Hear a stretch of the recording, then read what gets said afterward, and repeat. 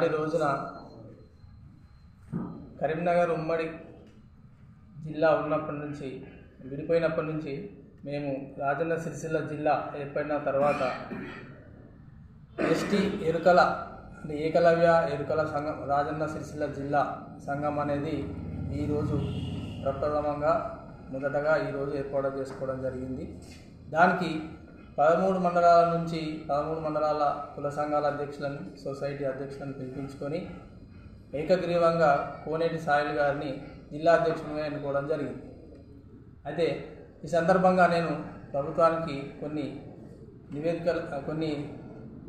ప్రార్థనలు చేయదలుచుకున్నాను. ఏంటంటే ఎస్టీ అనగానే ముఖ్యంగా ఎస్టీ అంటే ఆదివాసీలు, ఎరుకల తెగవారు వీళ్ళే ముందు. ఎస్టీ అంటే వీళ్ళే ముందు. కానీ ఎస్టీలు అంటే ఒక వర్గం వారే,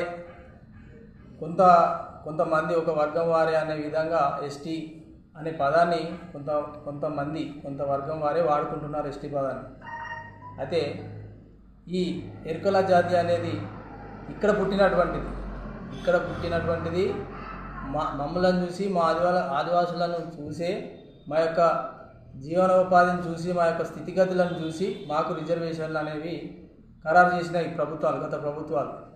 అయితే వచ్చే క్రమంలో ఏమైంది అంటే మా యొక్క రిజర్వేషన్ని కొన్ని వర్గాల వారు వాడుకుంటున్నారు.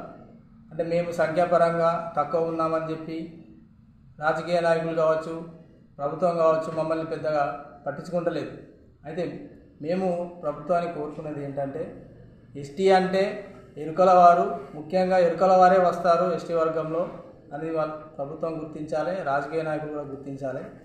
అయితే గత ప్రభుత్వంలో మా జీవనోపాధి గురించి ఎస్టీ ఎరుకల జీవనోపాధి గురించి సొసైటీలు అనేది ఏర్పాటు చేసుకోమని చెప్పేసి వాళ్ళు ఒక సొసైటీలను ఏర్పాటు చేయడానికి 510 రూపాయల చొప్పున మా ఎస్టీ సంఘాల నుంచి రుసుము తీసుకున్నారు గవర్నమెంట్ వారు, గత గవర్నమెంట్ వారు.